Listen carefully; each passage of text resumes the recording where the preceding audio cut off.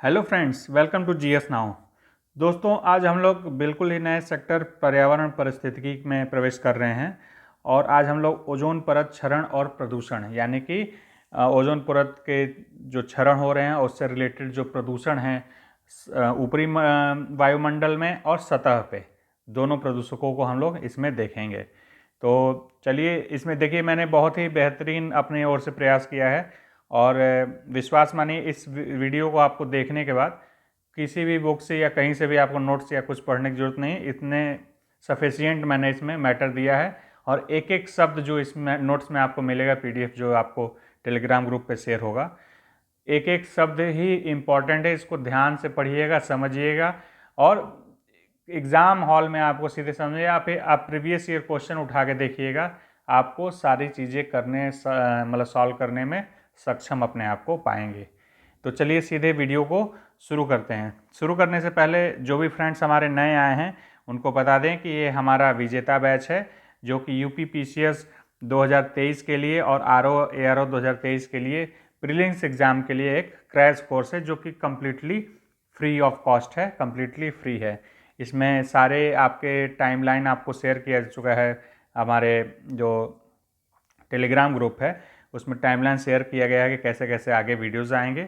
इसके अलावा क्या क्या जो इम्पोर्टेंट चीज़ें हैं, जो ज़्यादा इम्पोर्टेंट हैं, उनके पीडीएफ भी हमारे टेलीग्राम ग्रुप पे शेयर किए जाते हैं। तो आप टेलीग्राम ग्रुप से आप डिस्क्रिप्शन में लिंक है उससे जुड़ सकते हैं या फिर GS now 101 GS now 101 search करके उस टेलीग्राम ग्रुप से जुड़ सकते हैं। तो चलिए सीधे अब वीडियो पे चलते हैं। देखिए, इसको बिल्कुल ध्यान से देखिएगा, समझिएगा। एक बार जो समस्या होगी इसको एक या दो बार देख लीजिएगा वीडियो को। इसके बाद आप ओजोन से संबंधित जो भी है, ओजोन लेयर से संबंधित जो भी आपकी प्रॉब्लम है, वो पूरी तरह से सॉल्व हो जाएगी।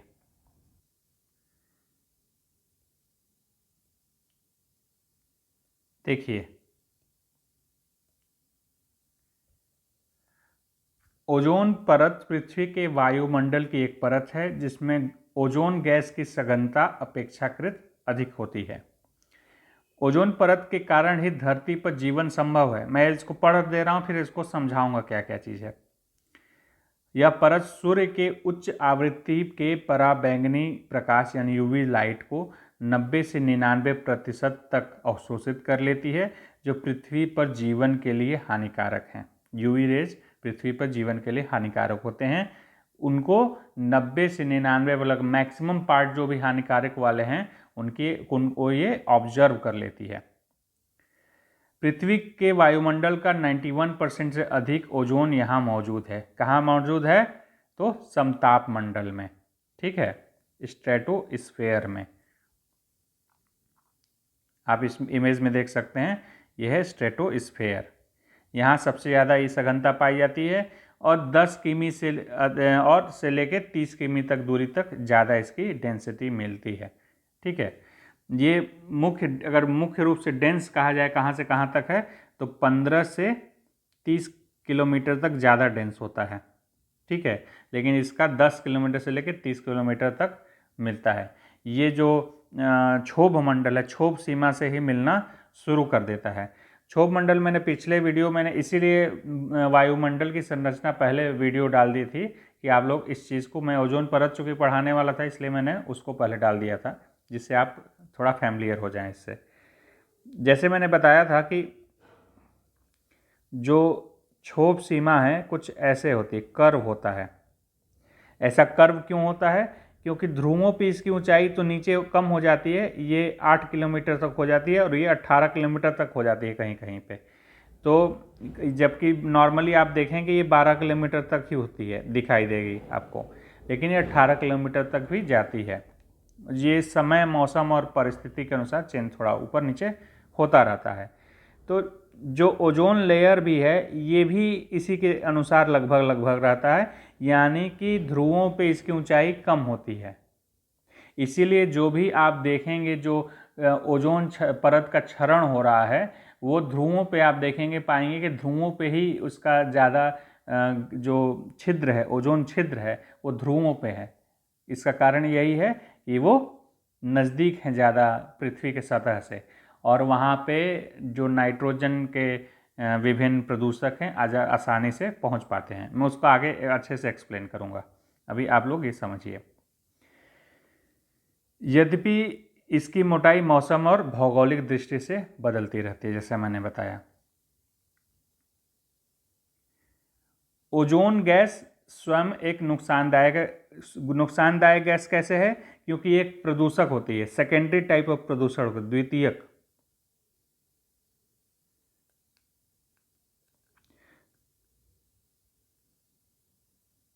सेकेंडरी टाइप का प्रदूषक है ये। प्राथमिक प्रदूषक कौन है? जो डायरेक्ट प्रदूषण करते हैं, जैसे CO2 हो गए, मीथेन हो गए, ये सब डायरेक्ट प्रदूषण वाले हैं। और ये हो गया सेकेंडरी, जो किसी से अभिक्रिया करके जो प्रदूषक एक और बन के आ जाए, वो हो जाते हैं सेकेंडरी प्रदूषक। तो ये ओजोन क्या है? सेकेंडरी प्रदूषक है या द्वितीयक प्रदूषक है। ठीक है। इसके अलावा देखेंगे पराबैंगनी किरणों से बचाता है। तो पराबैंगनी किरणें हमारे लिए किस प्रकार नुकसानदायक हैं, इसको देख लेते हैं। मैं जो भी चीज़ इस नोट्स में लिखा हूँ उसको ध्यान से रखिए, पढ़िएगा। एक एक चीज़ ये आपके एग्जाम के लिए इम्पोर्टेंट है। इससे क्वेश्चन बने हुए हैं और जो नहीं भी बने हुए हैं इससे बनने की इससे ज़्यादा आपको ओजोन लेयर में पढ़ने की ज़्यादा ज़रूरत नहीं है। इससे आपका काम पूरा बन जाएगा ओजोन लेयर से संबंधित। पराबैंगनी विकिरण से त्वचा कैंसर होने का खतरा होता है। जब हम ज़्यादा देर तक यूवी रेज शरीर पर ज़्यादा देर तक पड़ने से क्या होता है? हमारे डीएनए में आनुवांशिक उत्परिवर्तन, ठीक है, हो सकता है, जिससे कि त्वचा कैंसर का एक कारण बन जाता है। ठीक है। ओजोन एक परत है, ये एक नहीं रहेगा, गड़बड़ लिखा हुआ है। ओजोन एक परत है जो पृथ्वी के समताप मंडल के ऊपर, मध्य मंडल के नीचे, दोनों के बीच में यह सूर्य से आने वाली पराबैंगनी किरणों से हमारी रक्षा करता है। वर्तमान वैज्ञानिक युग में तीव्र से चलने वाली वायुयान से निकलने वाली नाइट्रोजन, जो वायुयान हैं, जैसे उससे जो नाइट्रोजन निकलते हैं, नाइट्रोजन के ऑक्साइड निकलते हैं, यानी NOx। कई NOx कहने का मतलब यहाँ पे NO2 हो सकता है, NO3 हो सकता है, नाइट्रोजन के विभिन्न ऑक्साइड, तथा वातानुकूलन में यूज होने वाले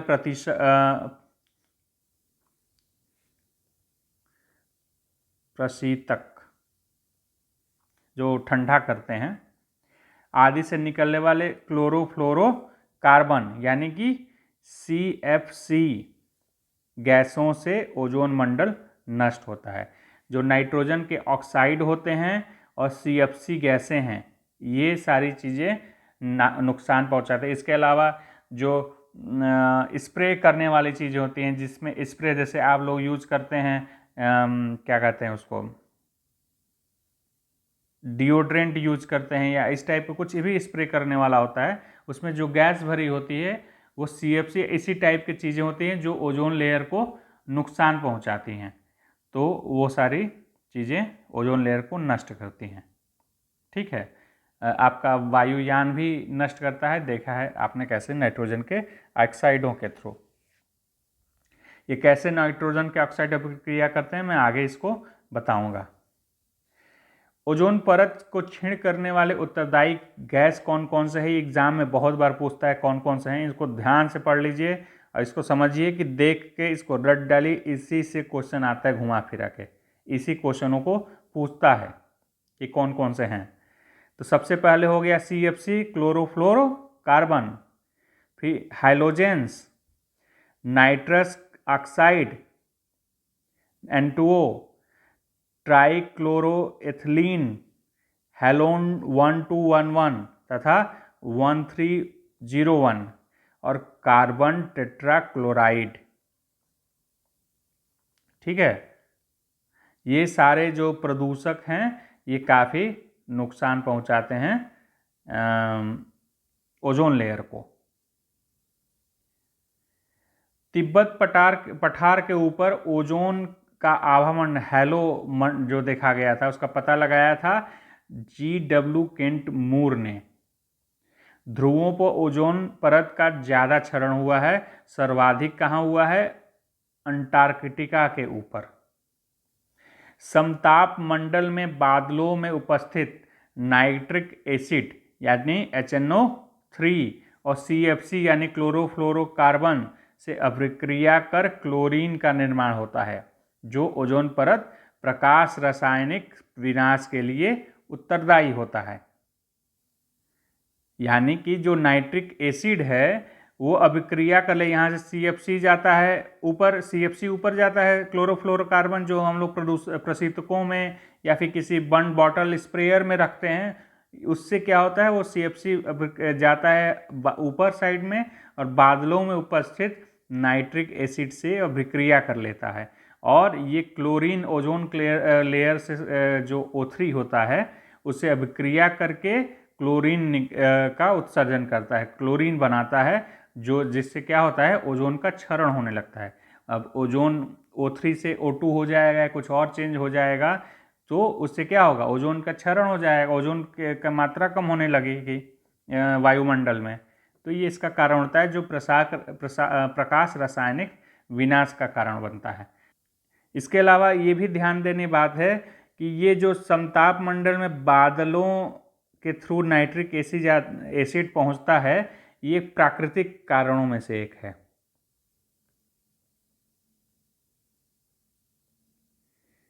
ये प्राकृतिक विनिमय है नाइट्रिक एसिड का ओजोन लेयर के पास पहुंचने का। ठीक है, ओजोन परत को देखिए हम लोग किस में नापते हैं? डाप्सन इकाई में नापते हैं। सर्वप्रथम अंटार्कटिक के ऊपर ओजोन क्षेत्र का पता ब्रिटिश टीम ने लगाया था 1985 में, जो कि टोटल ओजोन मैपिंग स्पेक्ट्रोमीटर से पता लगाया गया था। ठीक है, अब देखिए ओजोन लेयर का हम लोगों ने पढ़ा कहाँ पे? समताप मंडल में कैसे कैसे इसका विनाश होता है और क्या क्या कारण होते हैं। तो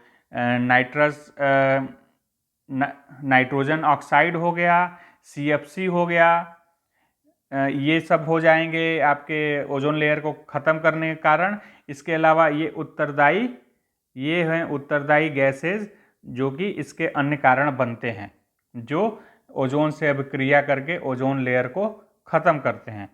प्राकृतिक कारणों में हो गए कि जो बादल हैं वो नेचुरली उसको नाइट्रिक एसिड को लेके जाते हैं ऊपर वायुमंडल में और CFC से क्रिया कर लेते हैं, जिससे क्लोरीन का निर्माण होता है और ओजोन लेयर का क्षरण होता है इससे। ठीक है, अब क्षोभ मंडल में जो निचली मंडल है या जो कहा जाएगा क्षोभ मंडल में ओजोन प्रदूषण, यानी कि क्षोभ मंडल मैंने जैसे बताया था नीचे वाला लेयर है, सबसे नीचे वाले सतह के पास रहता है। तो क्षोभ मंडल में प्रदूषण यानी कि सतह पे प्रदूषण, या इसीलिए मैंने ऑब्लिक करके लिखा है ओजोन एक प्रदूषक के रूप में कैसे है। ठीक है, ये एक प्रदूषक का काम कैसे करने लगता है? जब समताप मंडल से नीचे क्षोभ मंडल में सतह के पास आता है तो एक प्रदूषक का कार्य करता है। देखिए कैसे। देखिए, जब नाइट्रोजन के ऑक्साइड हैं वो जो सूर्य से प्रकाश आ रही है, UV रेज आ रही है, उससे जब मिलता है या फिर प्रतिक्रिया करता है तो N2O और O में ये डिवाइडेड हो जाता है। ठीक है, और वातावरण में आप जानते हैं ऑक्सीजन है हर जगह, तो क्या होता है कि ऑक्सीजन आके इससे अभिक्रिया करता है। इसको O2 को मैं थोड़ा इधर लिख देता हूँ। O2 आता है वातावरण से और N2O प्लस O से जाके अभिक्रिया बटा हुआ है N2O और O, तो इससे क्या होगा कि O से जाके अब जो O अलग निकला हुआ है उससे अभिक्रिया कर लेगा। अभिक्रिया करेगा तो O और O2 मिलके क्या हो जाएंगे? O3 में कन्वर्ट हो जाएंगे। ठीक है,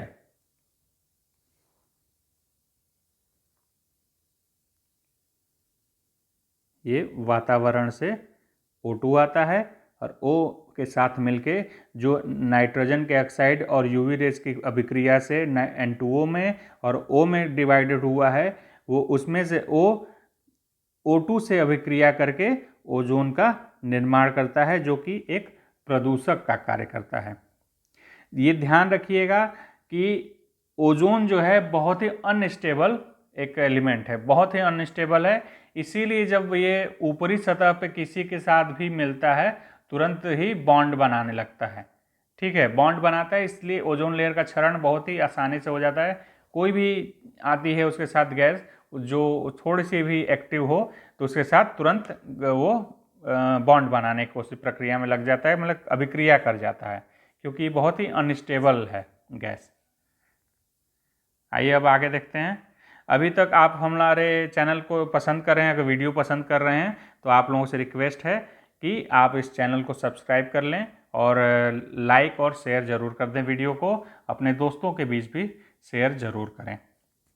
अब क्षोभ मंडल में जैसे हम लोगों ने देखा कि समताप मंडल में कौन कौन से प्रदूषक हैं जो उत्तरदायी हैं, उसी तरह हम लोग देख लें क्षोभ मंडल यानी निचली सीमा, सतह की सीमा पे सबसे महत्वपूर्ण प्रदूषक कौन है जो कि ओजोन प्रदूषण के लिए उत्तरदायी हैं। तो सबसे इम्पॉर्टेंट है नाइट्रोजन ऑक्साइड, ठीक है, नाइट्रोजन ऑक्साइड, फिर जल वाष्प, ठीक है, फिर CO2, फिर मीथेन, ओजोन खुद एक अभिक्रिया करने के लिए, और क्लोरोफ्लोरोकार्बन यानी CFC। इसके अलावा देखेंगे फ्रीज में एक गैस पाई जाती है मेफ्रोन, ये भी ओजोन प्रदूषण के लिए या क्षरण के लिए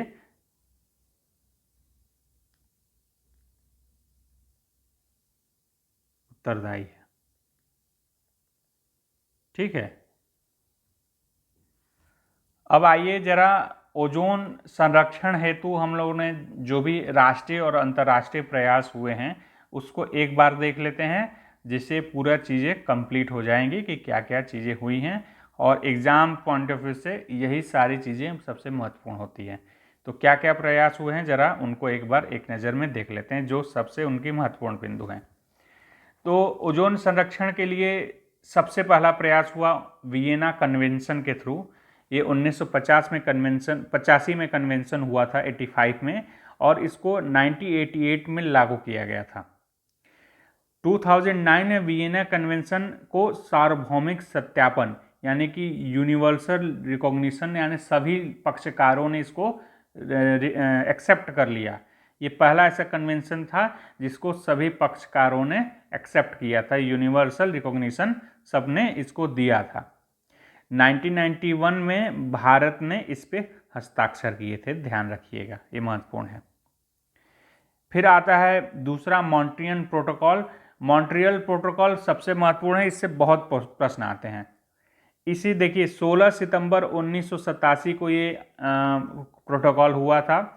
इसमें सबसे महत्वपूर्ण ये है कि इसी डे को हम लोग 16 सितंबर को ही क्या कहते हैं, ओजोन डे मनाते हैं। आप लोग ध्यान होगा, एक क्वेश्चन बार बार आता है कि ओजोन डे कब मनाया जाता है, तो 16 सितंबर को ओजोन डे मनाया जाता है। किस कारण से? मॉन्ट्रियल प्रोटोकॉल भी 16 सितंबर को ही हुआ था।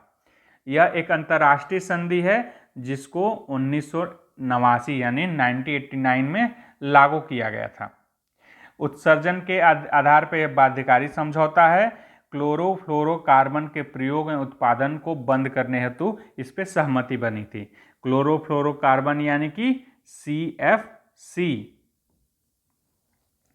इसके अलावा 2015 में HFC को की कमी करने के लिए भी सहमति बनी। HFC क्या होता है? हाइड्रोफ्लोरोकार्बन।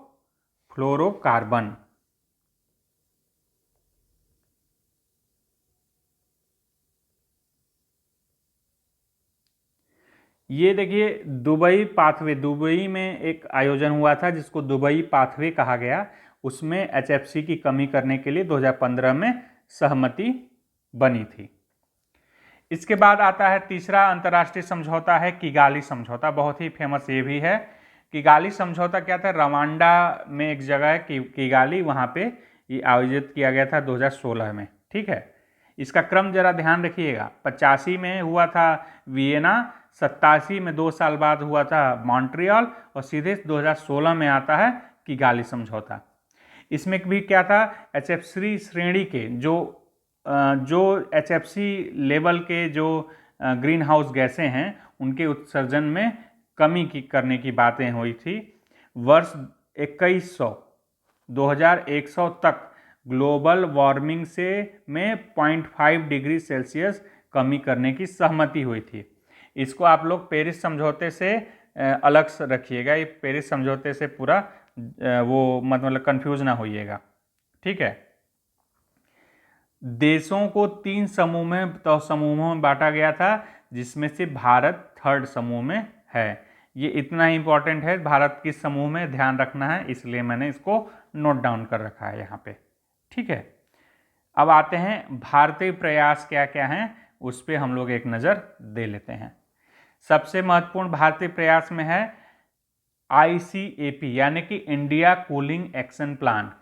ये 2037 तक जो शीतलक हैं उनकी मांग को 20 से 25% तक कम करना तथा प्रशीतलक की मांग को 25 से 30% तक कम करने की बात करता है, जो है इंडिया कूलिंग एक्शन प्लान के तहत ये मतलब कि घोषित किया गया है। ये हमारा एम है 2037 तक के लिए। ठीक है, देखिए ये पूरा हमारा हो गया है। इसमें जो ओजोन लेयर परत है और ओजोन लेयर का प्रदूषण जो है, सारी चीज़ों को मैंने यहाँ पे एक्सप्लेन कर दिया है। मुझे नहीं लगता इससे ज़्यादा आपको बहुत ज़्यादा जानने की ज़रूरत नहीं है। आप इसके बाद अगर पढ़ते हैं तो बहुत अच्छी बात है, मैं नहीं कर रहा हूँ कि आप पढ़िए ही ना इसके बाद, लेकिन आपके free of point of view से चूँकि हमारा बैच चल रहा है उस हिसाब से मैं बता रहा हूँ, ये मोर देन इनफ है। आप कोई भी जाइए प्रीवियस ईयर क्वेश्चन उठाइए जो ओजोन बैच से संबंधित है, उसको सॉल्व करिए। अगर समस्या आती है तो बताइए, हमारे ग्रुप पे जुड़े हैं तो उस पर कमेंट करिए, बताइए कहीं समस्या आ रही है तो। मेरे हिसाब से सब कुछ इसमें कवर किया जा चुका है, और ये नोट्स आपको PDF जो है टेलीग्राम ग्रुप में शेयर कर दिया जाएगा। इस PDF को बनाने के लिए थोड़ा मैंने एक्स्ट्रा मेहनत किए थे, अपने कंफर्ट जोन से निकल के मैंने सारे अपने नोट्स को कलेक्ट किया एक जगह और इसको मैंने आपके सामने लाया हूँ। तो ये प्रयास आपको कैसा लगा इसके बारे में भी ज़रूर बताइए। आगे भी इस तरह के प्रयास किए जाएंगे अगर आप लोगों को पसंद आता है तो। इसके अलावा आप पहली बार आए हैं तो ज़रूर चैनल को सब्सक्राइब कर लीजिए और हमारे विजेता बैच से जुड़े और इसका लाभ उठाएं और अपने जो UPPCS RO ARO की तैयारी को अपने और सुदृढ़ करें। Thank you for watching GS now, take care.